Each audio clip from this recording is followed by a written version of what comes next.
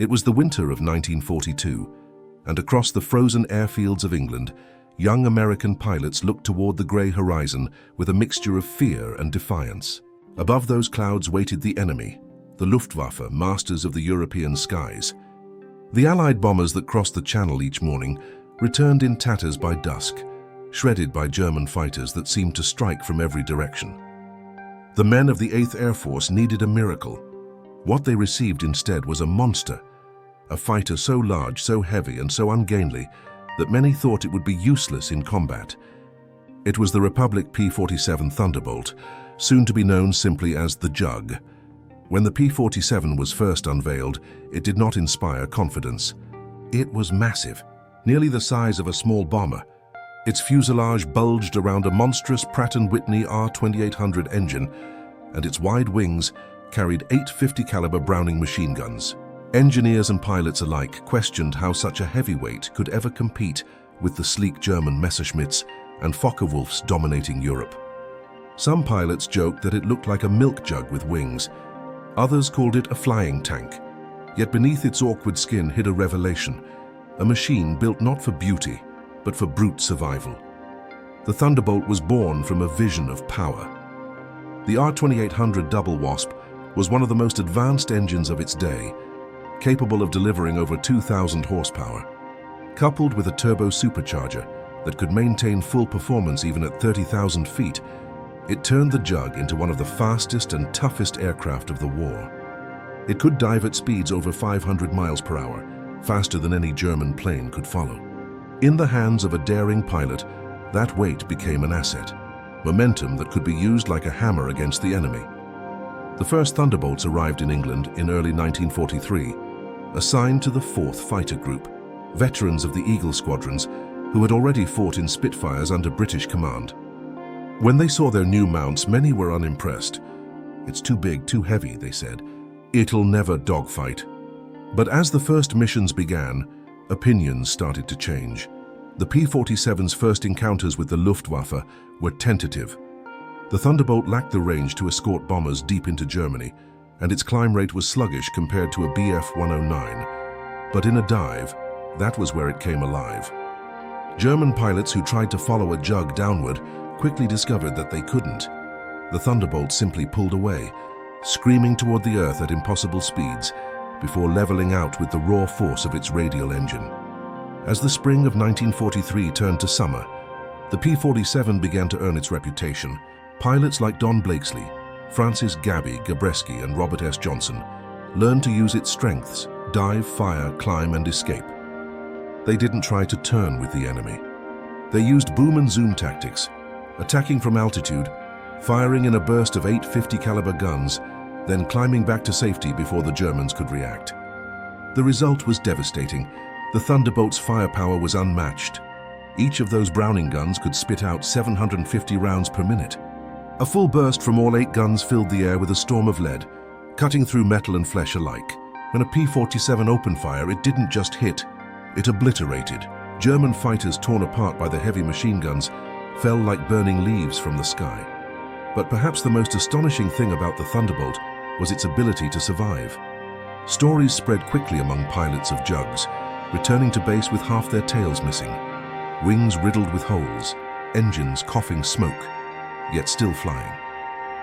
Robert Johnson became a legend after limping home from a mission where his plane had been hit more than 200 times by cannon and machine gun fire. He couldn't bail out. The canopy was jammed, so he just kept flying. The German who attacked him ran out of ammunition and peeled away, certain that the Jug would crash. But it didn't. Johnson made it back, shaken but alive. That was the day the P-47 earned its reputation. No longer a clumsy brute, it became the fighter pilot's guardian angel. "She may not be pretty," they said, "but she'll bring you home." By the end of 1943, the Thunderbolt was rewriting the rules of air warfare. It couldn't yet reach Berlin, but it could escort bombers deep into occupied France, Belgium, and the Low Countries. Its 8 guns and heavy armor made it a natural bomber killer. Luftwaffe pilots soon began to dread the sight of silver Jugs glinting in the sunlight above their formations. The hunter had become the hunted, and as American industry roared to life back home, more Thunderbolts rolled off the production lines every week. The sky over Europe began to change. Where once German aircraft had hunted in packs, now swarms of P-47s patrolled the clouds, each one carrying the weight of American steel and determination. It was only the beginning. By early 1944, the Allied air war over Europe had entered a new phase. The bomber streams pushing deep into the Reich still needed protection, and every pilot knew the name of the game was range. Engineers at Republic and field mechanics across England began modifying the P-47. They fitted belly tanks, wing tanks, and experimented with fuel mixtures to squeeze every extra mile from its thirsty radial engine. With each innovation, the Thunderbolt pushed farther east, escorting the heavy fortresses all the way to the Rhine and back. It was during this period that the Jug truly came of age. The Luftwaffe, now stretched thin and fighting on multiple fronts, still fielded the deadly Bf-109G and FW-190A, but the Thunderbolt's speed in a dive and its immense ruggedness gave Allied pilots an edge that numbers alone could not show. They could dive through bomber formations, scatter the interceptors, and climb back to altitude before the Germans regrouped. Each mission wore the Luftwaffe down a little more. The rhythm of life for a Thunderbolt pilot was brutal. Dawn briefings in cold huts, the smell of coffee and oil, the scramble to the line when engines roared awake. The cockpit shook like a living creature when the R-2800 started. The whole airframe vibrated with contained fury. Once in the air, the Jug was stable, solid, and responsive. Pilots trusted it implicitly. They could ride it through cloud and flak, through tracer fire and high-G dives. Robert S. Johnson, now an ace, often described the feeling of being cocooned inside a P-47 as being wrapped in armor and fire. He and others became symbols of the Thunderbolt's strength. Gabreski, Blakesley, and Zemke, names whispered with respect across the airfields, turned squadrons into families. They competed not just for kills but for precision, discipline, and survival. Then came D-Day on June 6, 1944, as Allied troops stormed the beaches of Normandy. The P-47 took on a new role, that of a flying artillery piece. The juggernaut that had once been dismissed as too heavy now became the perfect ground attack weapon. Its armor, firepower, and payload turned it into the scourge of German armor. The Thunderbolt could carry up to 2,500 pounds of bombs or rockets, and its pilots learned to use them with terrifying accuracy. All across France, columns of German tanks and trucks moved desperately to reinforce the front. They never got far. The telltale whistle of a diving Thunderbolt sent men running for cover. Rockets streaked down, bombs blossomed into fireballs, and machine guns stitched black lines through convoys. Roads became graveyards of burned steel. The Luftwaffe tried to respond, but its fuel reserves were gone and its pilots were exhausted. Wherever the Thunderbolt flew, it owned the sky. Pilots adapted to the new mission with a sense of grim satisfaction. They flew low, fast, and ruthless, hunting trains, bridges, and supply dumps. The term cab rank was born, Jugs circling overhead waiting for ground controllers to radio targets. When a call came, they dove instantly, unleashed hell, and climbed out through smoke and dust. The Thunderbolt's role in Normandy was decisive. By cutting supply lines, smashing counterattacks, and keeping the Luftwaffe grounded, it gave Allied soldiers the cover they needed to push inland. Soldiers on the ground began to recognize the sound of salvation. That deep radial rumble meant that the Jugs were coming. Through the summer and autumn of 1944, the Thunderbolt became the hammer of the Allied advance. In Operation Cobra, during the breakout from St. Lo, entire German divisions were trapped and annihilated by waves of P-47s. Pilots returned from missions with oil and dust covering their canopies. Their planes pitted with flak holes, but the Jug endured. Even in the bitter winter of 1944-45, during the Battle of the Bulge, the Thunderbolt proved indispensable. While fog and snow grounded many aircraft, whenever a hole opened in the clouds, Jugs went up, bombing, strafing, guiding artillery, and keeping pressure on the enemy. The stories from that time speak of pilots launching in near whiteout conditions, guided only by instinct and the memory of terrain below. They flew not for glory, but because the men freezing in foxholes needed them. By the time the Allied armies crossed the Rhine, the sky belonged entirely to the Thunderbolt and its allies. The Luftwaffe was a shadow of its former self. The P-47 had become more than a fighter. It was a legend forged in steel, smoke, and courage. When Germany finally surrendered in May 1945, tens of thousands of Thunderbolts sat lined up on muddy airfields from France to Belgium, engines ticking as they cooled. Mechanics who had spent years tending them wiped oil from their hands and leaned on the fuselages, like saying goodbye to an old friend. For many, it was. The Jug had carried them through the worst storm mankind had ever known.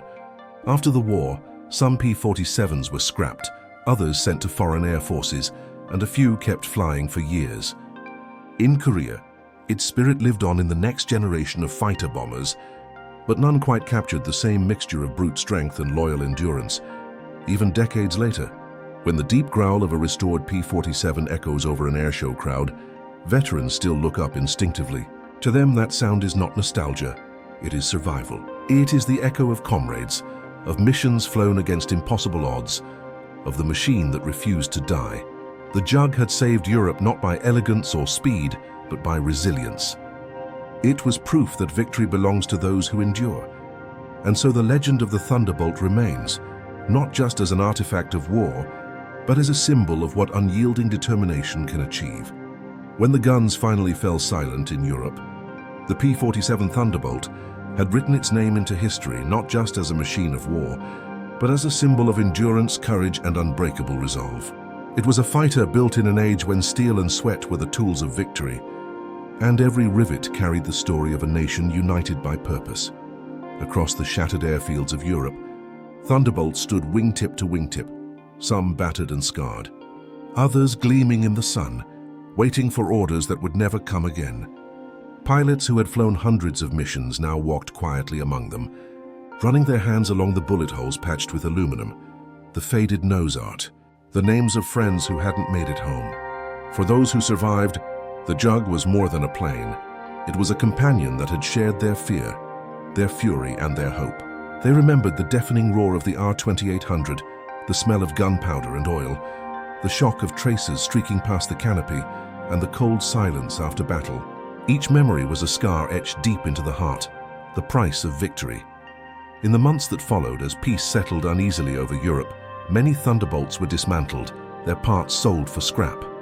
It was a practical decision, but for the men who had trusted them, it felt like a betrayal. Some cried as bulldozers crushed the wings that had once carried them to freedom. Others stood in silence, saluting a friend that had done its duty. But not all Jugs were forgotten. Around the world, new air forces adopted them. France, Italy, Mexico, Brazil, and others flew the P-47 through the late 1940s and early 1950s. In Latin America, they thundered across jungles and mountains. In Asia, they patrolled borders and trained new generations of pilots. Wherever it went, the Thunderbolt carried with it a legend of reliability and power. Its design philosophy, toughness over elegance, survivability over speed, would influence aircraft for decades. The American doctrine of air superiority through endurance was born in the smoke of those European dogfights. When the jet age arrived, and aircraft like the F-86 Sabre and F-84 Thunderjet took to the skies, their lineage could be traced back to the lessons learned from the P-47. Technically, the Thunderbolt was a masterpiece of engineering for its time. Its turbo supercharger system, mounted in the fuselage behind the pilot, allowed it to maintain full power at high altitudes where other piston engines gasped for air. The aircraft's robust structure could absorb extreme G-forces, and its air-cooled engine eliminated the vulnerability of coolant leaks that crippled liquid-cooled fighters. Every design choice reflected one goal, but survival. In total, more than 15,600 Thunderbolts were built, making it one of the most produced American fighters of the Second World War. Together, they flew more than 500,000 sorties and destroyed over 7,000 enemy aircraft in the air, plus thousands more on the ground. They dropped 132,000 tons of bombs, fired 135 million rounds of ammunition, and shaped the outcome of countless battles. Yet beyond the numbers, the real legacy of the P-47 was the human one, the stories of those who flew it. There was Captain Francis Gaby Gabreski, who became America's top ace in the European theater, with 28 victories before being shot down and captured just days before he was to return home. There was Lieutenant Colonel Hubert Hub Zemke, whose leadership turned the 56th Fighter Group, the famous Zemke's Wolf Pack, into one of the most feared and effective units of the war. There was Robert S. Johnson, who survived mission after mission, his jug often coming home riddled with holes but never failing him. Their stories became part of something greater, the mythos of the Thunderbolt, a machine that mirrored the men who flew it, tough, stubborn, unyielding. In museums today, when you stand beside a P-47, you can feel that history in the metal. Its wings are broad and solid, its fuselage thick with strength. The cockpit, cramped and armored, still smells faintly of oil and canvas. You can almost imagine the sound of that mighty R-2800 engine coming to life, a deep, thunderous growl that shakes the air. It's a sound that once meant protection to soldiers on the ground and doom to those who opposed it. Even now, restored Thunderbolts still fly at air shows around the world. When they roll down the runway and lift off, the crowd feels a shiver of awe. Veterans wipe their eyes, children look up in wonder. For a moment, the past is alive again. The same roar that once echoed over Normandy, the same silhouette that once dove through smoke and fire. And as that powerful machine arcs across the sky, it carries with it the ghosts of another time. The young men who risked everything so others could live free. The P-47 Thunderbolt was never the fastest, never the most graceful, but it was the one that always came home. It embodied a truth that history often forgets, that victory is not won by perfection, but by endurance.